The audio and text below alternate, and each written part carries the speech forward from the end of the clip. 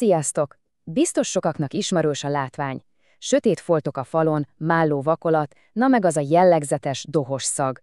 De mi van, ha azt mondom, hogy létezik egy végleges megoldás a nedves, salétromos falak problémájára? A mai anyagban a Kerakol biokalce rendszerét fogjuk alaposan szemügyre venni, hogy kiderítsük, mi is a titka. Na ugye, hogy ismerős ez a kép, az ember frissen kifest, és nem sokkal később megjelennek a sötét foltok, a vakolat elkezd felpuposodni, aztán peregni. Ez nem csak egy kis esztétikai hiba, hanem egy nagyon komoly jelzés, hogy a falazat mélyén valami nagyon nincs rendben. De mégis mi okozza ezt a látszólag megállíthatatlan folyamatot?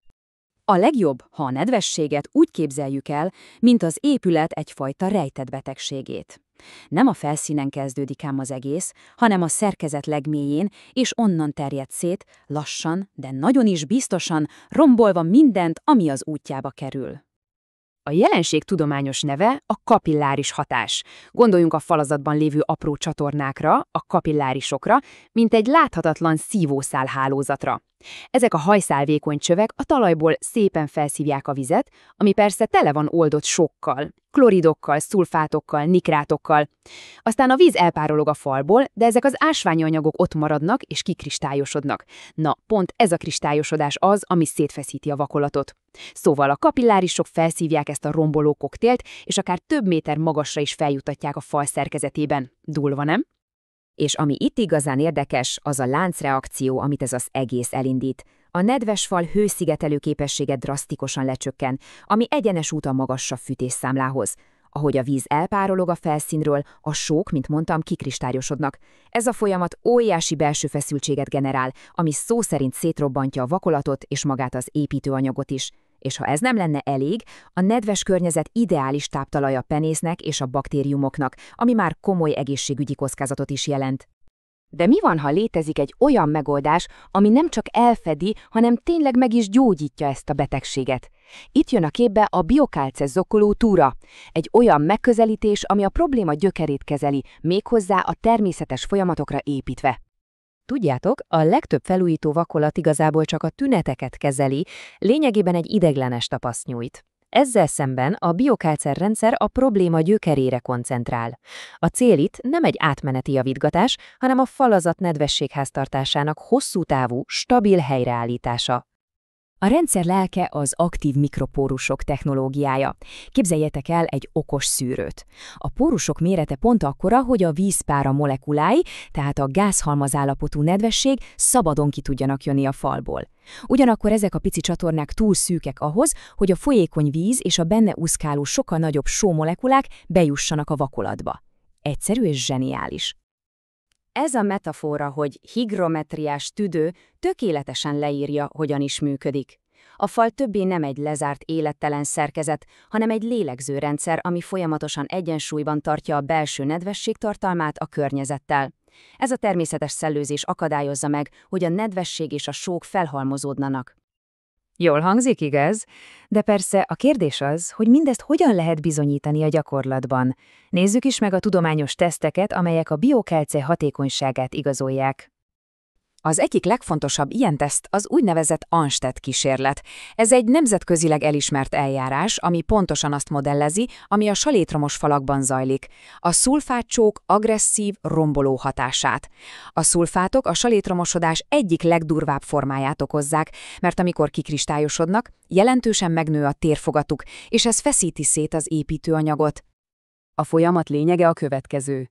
Fogják a tesztelni kívánt anyagot, és összekeverik egy jó adag gipsszel, ami ugye tiszta szulfát. Ebből a keverékből egy kis korongot préselnek, amit aztán rátesznek egy folyamatosan nedves csempére.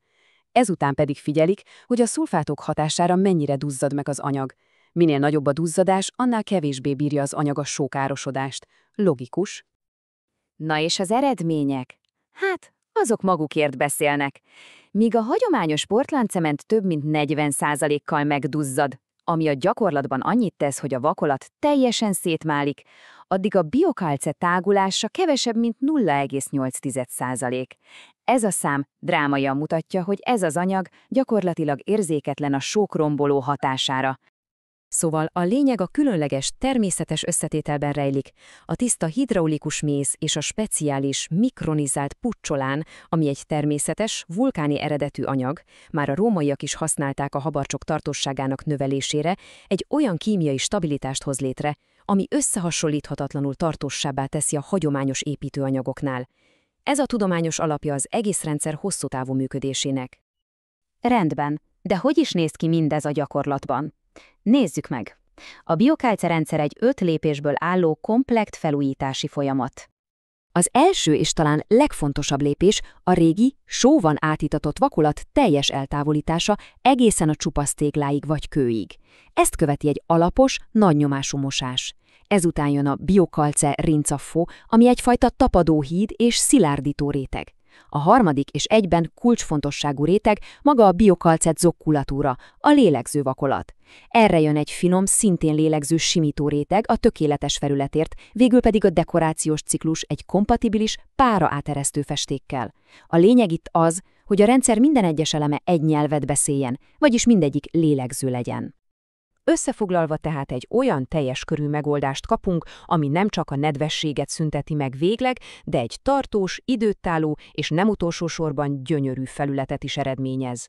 A fal lélegzik, vízlepergető, ellenáll a penésznek, és a természetes alapanyagoknak köszönhetően sokkal egészségesebb beltéri klímát teremt. Ez a Kerakol filozófiája, és szerintem ez tökéletesen tükrözi a biokálcerendszer lényegét. Itt nem egy mesterséges, vegyszerekkel teli megoldásról van szó, hanem egy olyan technológiáról, ami a természet elveit használja fel arra, hogy egészségesebb és fenntarthatóbb élettereket hozzon létre. És ezzel a gondolattal zárnék mára, amit érdemes magunkkal vinni. Tekintsünk a falainkra ne csak passzív, határoló elemként, hanem az otthonunk tüdejeként. Mert ha biztosítjuk számukra a megfelelő légzést, azzal nem csak az épület állagát, hanem a saját egészségünket is hosszú távon óvjuk meg.